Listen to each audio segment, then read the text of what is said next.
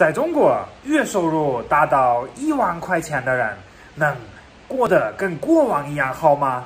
作为一个生活过在很多不同的地方的人，起码我是这样想的。虽然说中国在很多方面，在经济方面，也是在社会方面，还有在科技方面，已经到达了一个发达国家的一个水平，甚至都超过了发达国家的水平。但是在中国国内的一个生活成本和费用还算是非常便宜的了。我的朋友们，你们和马克同意吗？你们觉得在中国每个月能挣到多少人民币才能过得一个非常舒服、非常不错的生活呢？非常欢迎你们来看一下马克今天的一个视频。今天马克从一个老外的一个角度来给你们讲一下，给你们对比一下中国这边生活的成本和我们国外那边的一个情况。来嘛，我的朋友们，我给你们讲一下。我出去散步，今天我就在家里面待着，因为今天成都又开始下大雨了。成都今天下大雨，没法去散步了。刚刚把我的午饭吃了，然后今天我又做了我最喜欢的牛排。昨天晚上下班了之后，马克又去菜市场、去超市里面买了东西了，然后买的非常划算，让我很满意，花了我100多块钱。但是我买了很多水果，蓝莓、榴莲、黑莓，然后买了700克的鸡胸肉，买了2个牛排，然后还买了米饭，然后还买了一些蔬菜。昨天晚上花100多块钱买的这些东西，起码够我吃4或者5天的时间。那么你们平时在吃的上面花的钱多不多啊？你们是不是也觉得马克昨天买这些东西买得很划算啊？这个点也是今天的视频的一个重点。在中国一个月到底挣多少钱才能过一个比较舒服、比较好的生活呢？首先要说的一个事情就是马克也当然非常清楚，在中国也不是说所有的人能够一个月赚到1万块钱，但是我也自己了解过，自己看到过，在中国通过努力工作也有很多人可以达到一个这样的生活水平和标准。那么什么样的东西在中国得花多少钱，还有在国外得花多少钱？我的朋友们，咱们来对比一些数据。我们从最基本、最重要的一个东西开始，那这个就是住宿。咱们就算我们是租的一个房子，在成都这边租一个不错的房子，就是2个房间的一个房子，可能花费2500到4000人民币左右。在慕尼黑，就是德国第3大的一个城市，也是一个比较出名的一个地方，租一个这么大的一样的房子，可能得花8000到1万多块钱人民币。第二就是社保的费用，在中国得看情况，要分你一个具体的一个情况，但是差不多就是300到1000多人民币一个月。在我们德国那边条件其实是差不多的，但是费用就要高很多。我们德国那边的社保费用大概是在2000多人民币一个月。第3个费用，我的朋友们，是教育。在教育上面，在中国如果读公立学校的话，基本上是免费的，好像是500到1000多人民币一个学期，也就是说大概在100到300块人民币一个月。那么在德国就是0，读公立大学在德国是免费的。第四，我的朋友们，物价的区别。物价的话，我们就打几个比方，我的朋友们。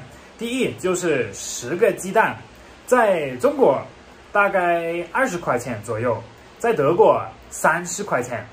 1斤的土豆在国内2块钱，在德国5块钱。1个西兰花在国内5块钱，在德国10块钱。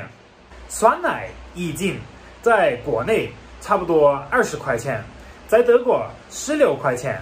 最便宜的啤酒在国内3块钱，在德国1块6。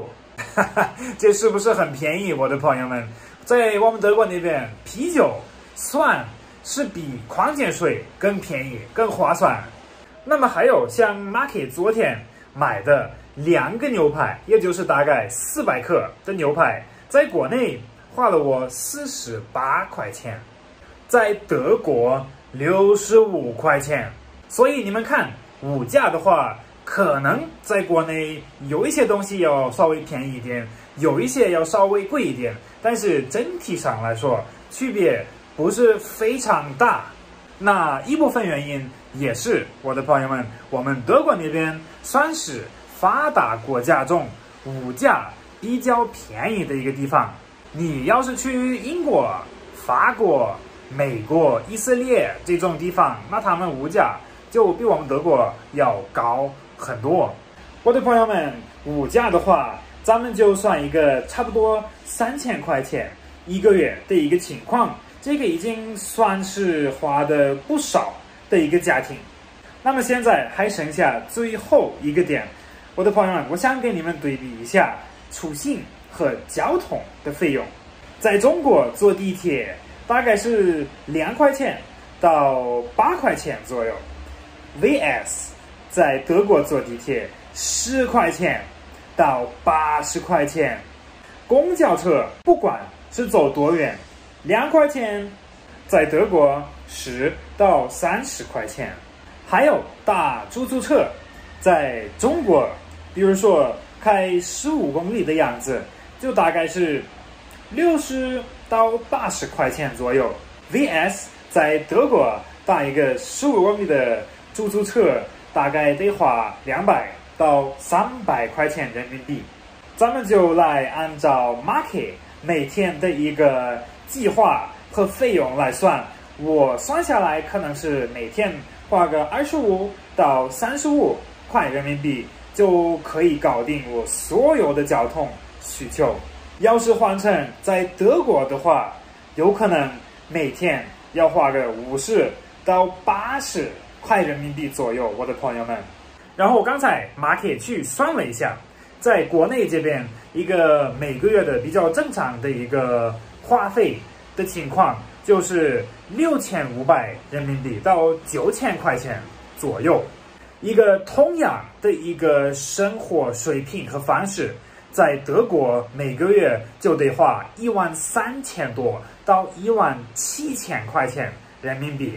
所以说，我的朋友们，刚开始的时候，Marky说，在中国，要是你有1万块钱人民币，你可以过得特别好，而且你每个月还可以存一些钱。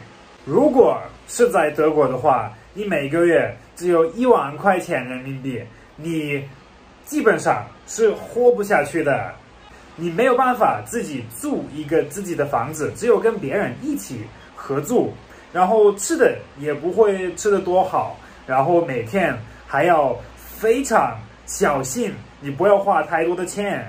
所以呢，虽然说中国最近发展的非常不错，我的朋友们，但是生活的费用在一个国际的标准下还算是比较划算的，比较便宜的。这样的情况下，我是觉得生活在中国的朋友们非常幸福。那么当然 Marky 也知道中国特别大，中国的每一个不一样的地方生活费用也不太一样，所以 Marky 说的是成都这边的一个大概的情况，然后就跟我们德国那边慕尼黑去对比了一下。但是我的朋友们，马克现在也很想知道，你们觉得我今天算的准不准？你们每个月大概要花出去多少人民币呢？请你们在评论里面跟马克说一下。